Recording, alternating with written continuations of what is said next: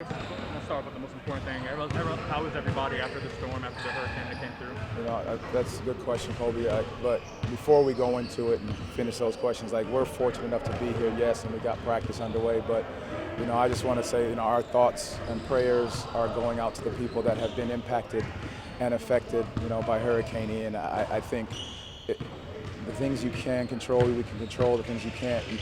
But we want to make sure that they understand that our hearts and our thoughts and prayers are with them, because that's the real thing, and that's what the communities need to understand, that, and that we're with them and we're continuing to think about them as we move forward and recover from it. Coach, we saw the DeVos family step up with a $1 million donation to the family, people affected.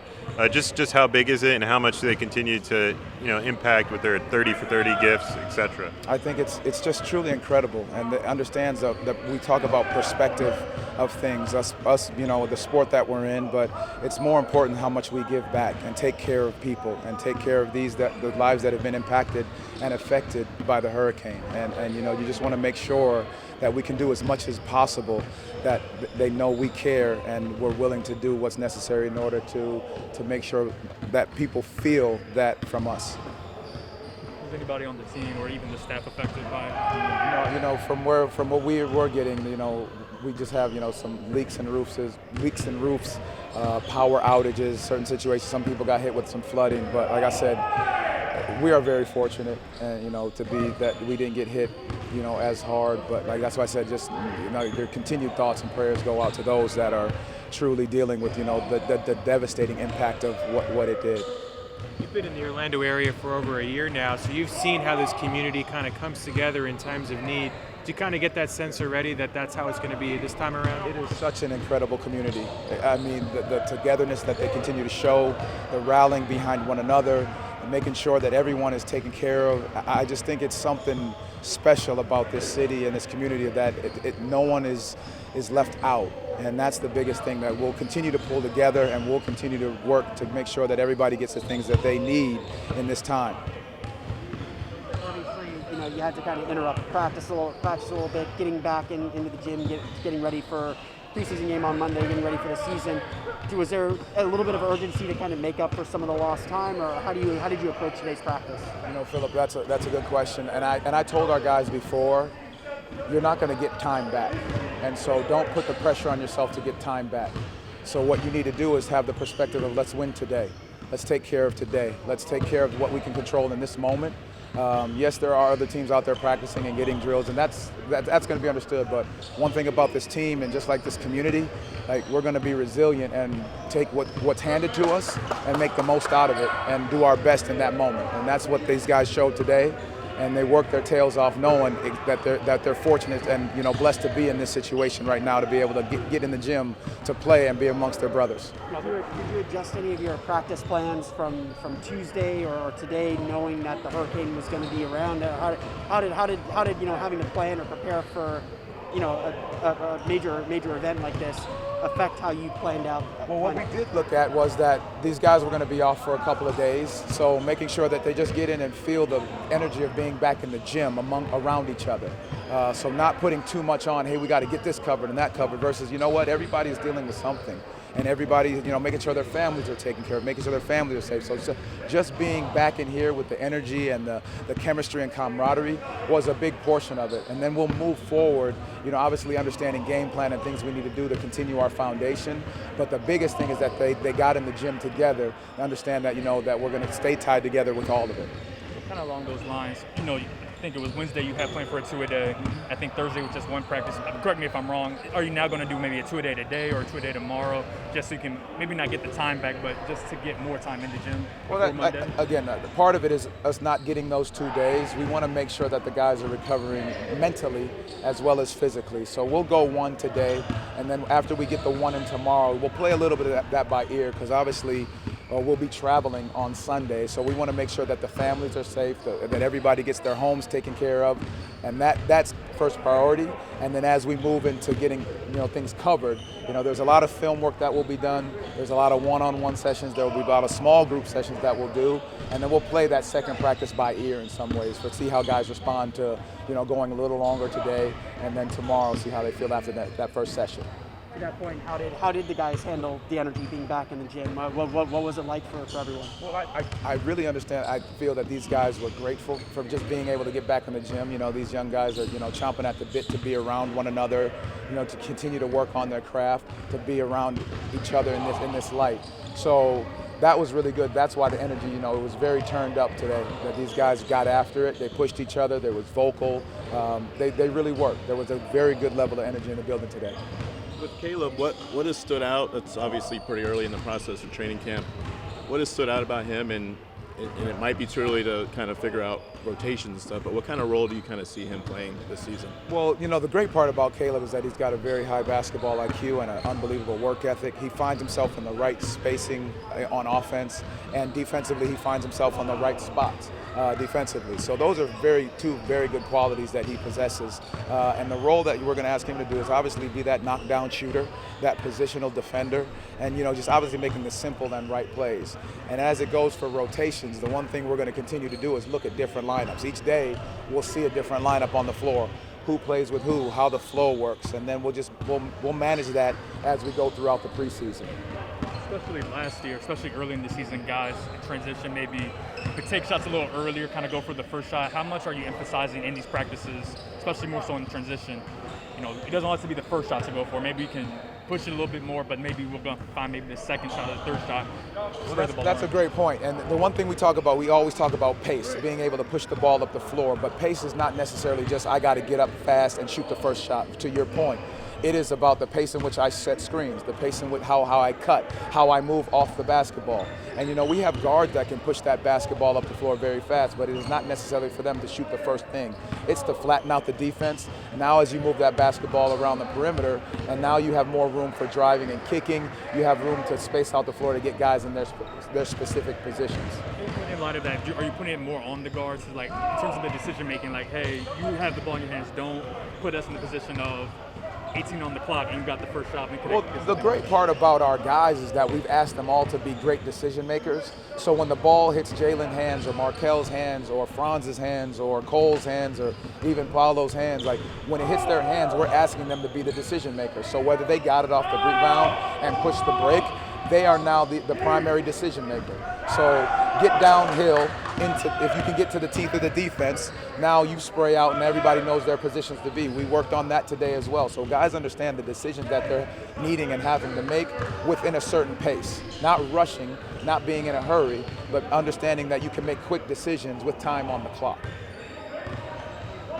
Thank you guys. Appreciate it very much. Thank you. Wendell, so how did you make it through the storm? I made it through. It was my first hurricane I've ever been through, so it was kind of a different experience for me. But you know, I had a girlfriend in town, I had one of my boys in town, so it was just together throughout the night, just make sure it was all good. So other than that, other than the wind and the rain and all that stuff, I think we were pretty good. Wendell, we already saw the DeVos family is making a big donation to help people affected by this.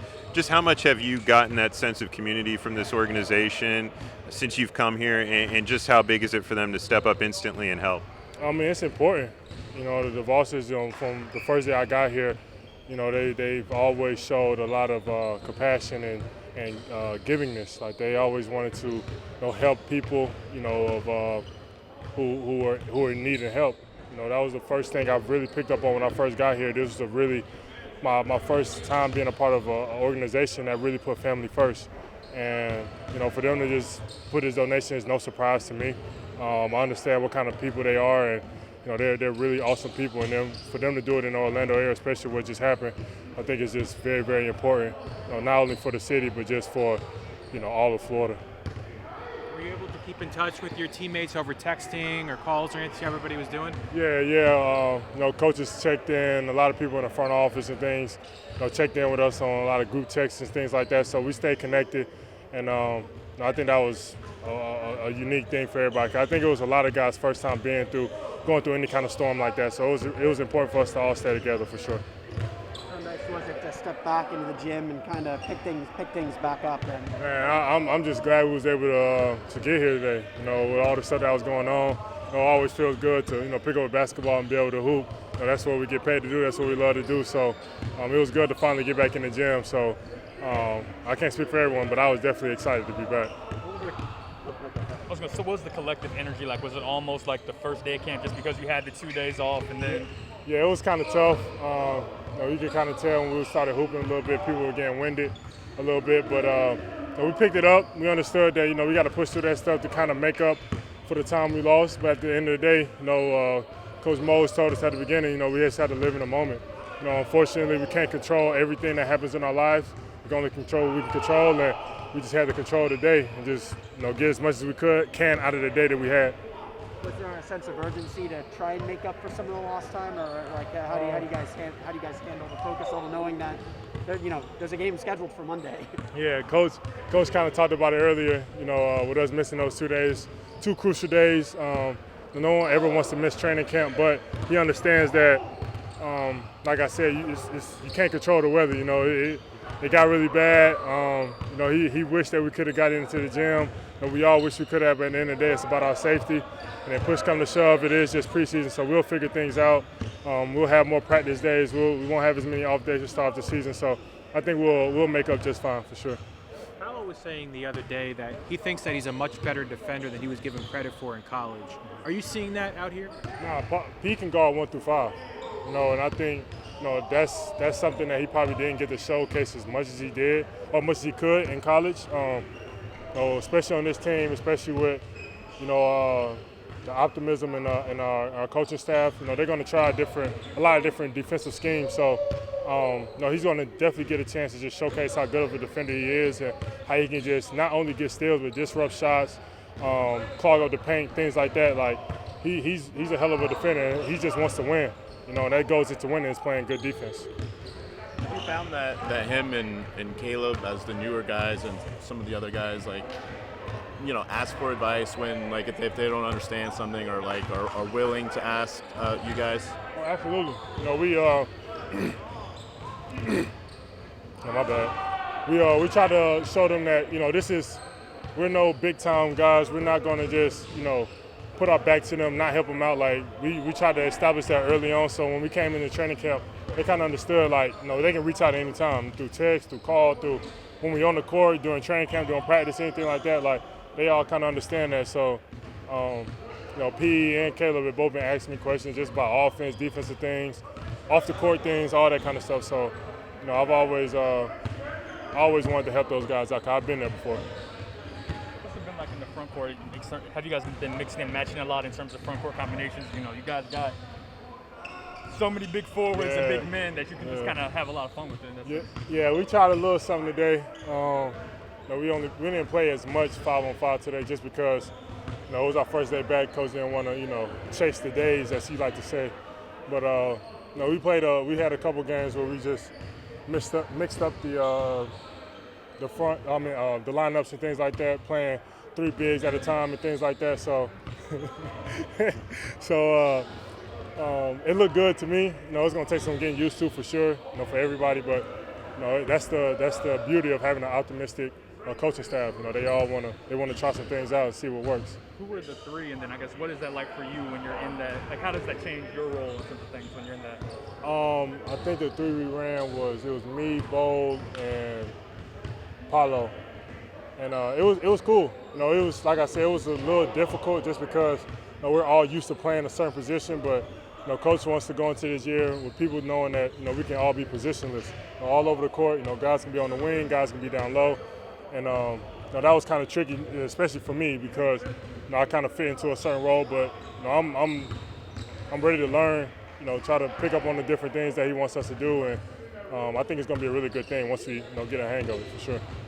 It seems like all you guys in that front court, so big and so tall, can all shoot. Yeah. Have you guys had some fun and maybe figured out who's the best shooter amongst all of you?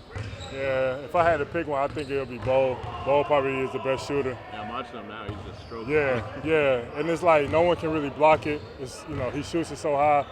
So out of all of us, I think Bo is probably the best shooter. But we are pretty good shooters, as a collective. So I think that it'll definitely work in our favor throughout the season.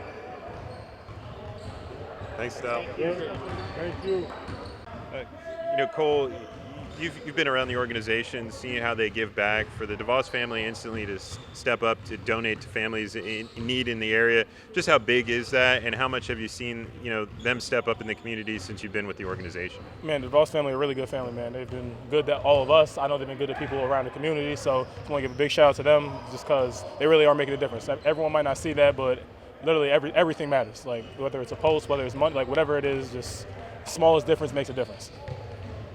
How eager were you to get back in the gym after the storm blew over? Oh, it was cool, man. I mean, definitely, I didn't have access to a gym. I had a little garage weight room working out in, so it's been staying in shape that way. But felt good to get back out here with the guys. Fives. When we went live today, it was a little sloppy, but it's expected. We had a couple days off, and I'm sure not everyone had access to a gym. Just knowing that you guys missed 2 days of practice, is there a little bit of an urgency to play a little catch-up, or what was the feeling like when you guys got back? Yeah, man, it's definitely some pressure on everyone, not just players, coaches too. Some urgency to get back out here and try to make it all up in one day. But it's not realistic. We got to take our time still. I mean, it's still preseason, and then when you try to catch them on lost time, catch them on lost work, that's when people start to get hurt. And we just want to keep everyone healthy.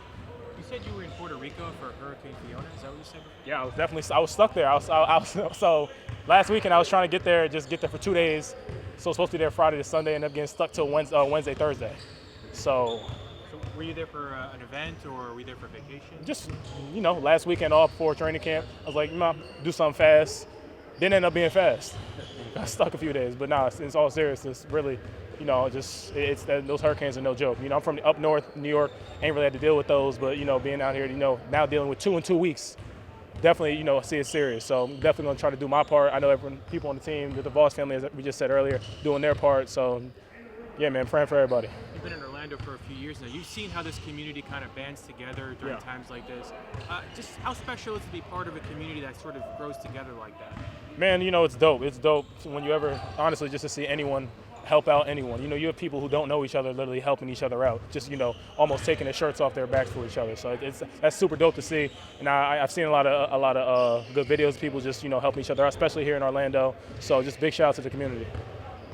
So I asked Jamahl about this transition for you guys, playing in transition. You guys get out in transition pretty frequently, but last year maybe the efficiency wasn't there. Like, what is he telling you guys about, especially as a guard, about playing in transition and being a little bit more effective in that regard? For us, I think we just want to play faster overall. So, obviously, transition, we want that to be a big part of our offense, but if we're not going to be smart with it or if we're not going to be efficient with it, it doesn't make any sense. So for us, it's just, a matter of getting up fast, exploring the options, but if it's not there, no need to force it.